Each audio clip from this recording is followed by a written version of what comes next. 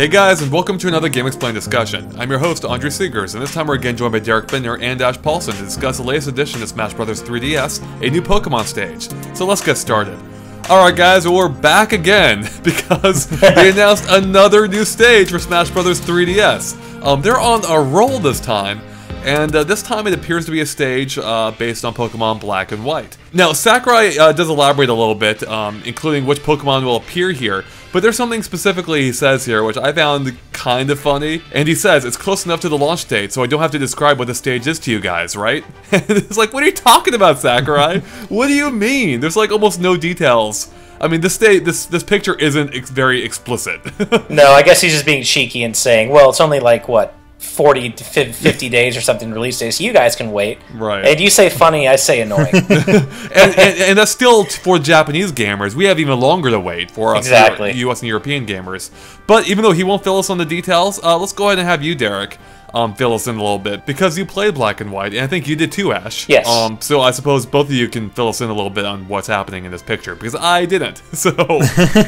Well, the best we can determine is that this is N's castle, and he actually comes out and says it in the description here. The design of the stage is based off the surroundings of someone's castle, or the only castle really in Black and White is N's, and it's an interesting choice for a stage, just because it's meant to be climactic and brooding, and there's just this sort of final battle element to it, and it looks to be taking place outside the castle itself on the steps leading up to it. So it's hard to say exactly how this will work, but it seems to be like, I'm going to guess more of a flat stage, unless and then just have the the legendaries show up and cause havoc, sort of like the Spear Pillar stage from Brawl. Like a one-level Spear Pillar, perhaps? Perhaps. That's the idea I'm getting off it, just from the little bit he's described and what we've seen so far. Yeah, because we actually, before we recorded this, we actually looked up,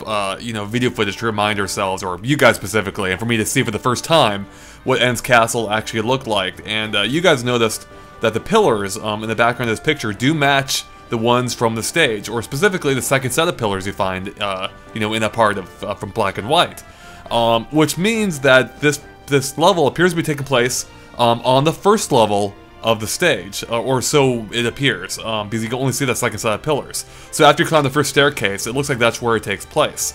But going off of the video that I saw, there's really not much else there. Like, it's just a flat area, like a flat, pretty uneventful area. So yeah. So, I mean, looking at this picture, I mean, we can see the Pokemon appears in the very center of the stage, or so it seems. But I'm trying to figure out, like, what else might be going on here. Like, does he just appear in the center and kind of just divides the stage in two, basically? Or do you think it might fly around? What do you think's going on here? Yeah, I don't know. It's hard to say. I mean, it could end up being kind of like a Pokemon version of Wily's Castle, where, Reshiram and Zekrom, and from the description we also know Milotic all appear, and probably, cause havoc. So maybe they're just, chilling on the stage and causing havoc and attacking you, or maybe they're flying through. It's kind of hard to say. But yeah, I'm just kind of wondering if more Pokemon beyond the 3 that Sakurai mentioned will appear as well, or if it's just going to be limited to the 2 Black and White legendaries and Milotic. And why Milotic? I mean, Milotic's really cool, don't get me wrong, it's actually one of my favorite Pokemon design-wise, but Milotic didn't really play a particularly big role in Black and White, and it's not really even a particularly noteworthy Pokemon otherwise, so I'm just wondering why Milotic. Yeah, I was going to ask you guys, is there any significance to these 3 Pokemon, all of which I've never even heard of before? Well, Reshiram and Zekrom are the 2 legendaries from Black and White, okay. So they're hugely significant, especially to this stage. Mm-hmm. But Milotic is not. I see.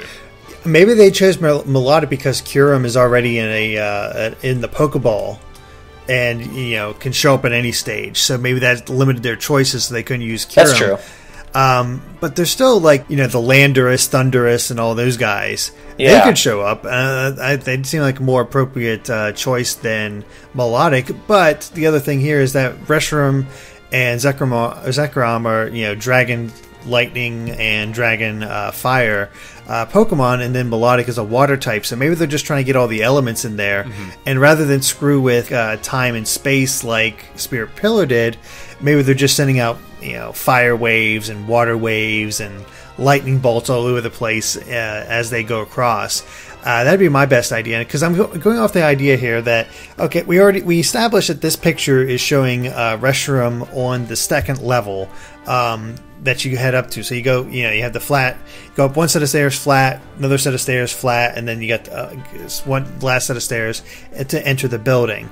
So we're seeing him on the second flat area. So maybe the fighting takes place in the first flat area, and they land on that on the upper part and just send their attacks down to you. That could be too. And otherwise it's flat and you're jumping on pillars. Oh, that's a good point, actually. Because we don't know for a fact that the battle's actually taking place right there. Exactly. So it could be something like, because there's no holes anywhere around this area, so it could be sort of like the Colosseum stage on Wii U, where it's just a flat land, and the where the hazards come into play is these Pokemon. Yeah, that's true. I mean, for all we know, this is a fairly vague screenshot, so for all we know, this could also be like the Prism Tower stage, where you're kind of flying around the stage, and In's Castle just kind of appears in various, from various views in the background. That's not what I'm really getting from this, but it's, we don't really know anything beyond kind of this vague screenshot here. I was actually wondering the same thing, Ash. Like, what if you actually, what if you're on a platform, climbs up the tower, perhaps, flies up, level to level? Now, granted, there's only, two or three levels, but maybe maybe they could exaggerate that in the game, or, who knows, maybe it flies around. Although, again, based on the game, there's not many places for it to go. So, yeah. I think Derek's idea, though, actually does make a lot of sense, potentially, where maybe you're battling on a lower level and those Pokemon attacks, come down at you, as opposed to having them just take up the entire stage, Yellow Devil style. Yeah. I don't know, though. Overall, I'm actually really happy with the stage choice, just because one of the things I'd missed in Pokemon X and Y from Black and White was kind of this, new for the series, this focus on story and kind of drama that Pokemon never really had before that, and hasn't really had since. And In's Castle and kind of the drama and just kind of the build up to it was one of my favorite parts of Black and White. So I'm really kind of happy to have that represented here at Smash. Yeah, I totally agree. It's Black and White is probably up there as one of my favorite Pokemon games, just in general, just because it had that much more epic scale. It felt like, and we're seeing with this game, with this Smash iteration, that they're really playing with the Pokemon stages, because usually it's just like a stadium and then something to do with Pokemon, kinda. And this one, they're really taking these elements from these games and making them their own sort of very interesting ideas that look really fun to players and are very different from anything we've seen from Pokemon to this point. And it's really interesting that Pokemon, of course, has the most presence on handheld, so it kind of makes sense that they're getting two stages on the 3DS. Mm-hmm. Yeah, well, kind of related to that, I do find it very interesting that we've now gotten two new Pokemon stages before a single new Donkey Kong, Metroid, or Kirby stage. Mm-hmm. Yeah. I find that just really bizarre and just kind of surprising. It's starting to make me wonder if we will have new stages from those franchises. I certainly hope so. Well, I guess it gets into the whole question of, how many more stages are we even going to see? Yeah. Because right now we're up to 22 stages total for the 3DS version, with 18 new ones and 4 returning ones so far. How many more could they have left? For comparison, Brawl had 41 stages in total. Ash and I have discussed this before a few times, but I keep cutting it from our discussions. But, we've said before that, or at least I've said before, that, I don't know if they'll actually reach that level for each of these games. Because right now, if you combine the 3DS and Wii U stage counts, they actually matched Brawl at 41. But I'm not sure if each individual game will actually do that. Just because it seems like a lot of work. And, and maybe they'll just throw in a whole bunch of retro arenas too. That could easily make up that difference. However, with that said, the longer we keep going, the more stages they announce, the more I'm thinking it's possible they'll just have a ton of stages in both versions. Yeah, Sakurai is known for that. It is as unrealistic as it does seem to have that much content in both games. Sakurai is known for absolutely stuffing his games full of content. So, as surprising as it might be, we might end up getting two Smash games with a whole bunch of stages, not just kind of a smaller amount of stages split between both, you know? I think he wants each of these games to feel like their own complete games. They complement each other, but they still stand on their own. And the way you do that is to make them feel like full games, and you have full sets of stages and have, you know, as many as you'd expect from past Smash games. So I could see that them reaching the point of having, you know, close to 40 stages on both versions.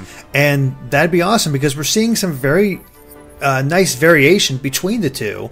And, you know, I'd love to see exactly where they're going to draw from when it comes to, you know, Donkey Kong and Metroid and Kirby. You know, all of these we have not seen stages for yet. Well, you bring up a good point there, actually, is what are they going to draw upon? Because there's something else interesting about this stage, and that's the fact it's not based on a 3DS game, whereas most of the other stages, for the most part, are based on 3DS games.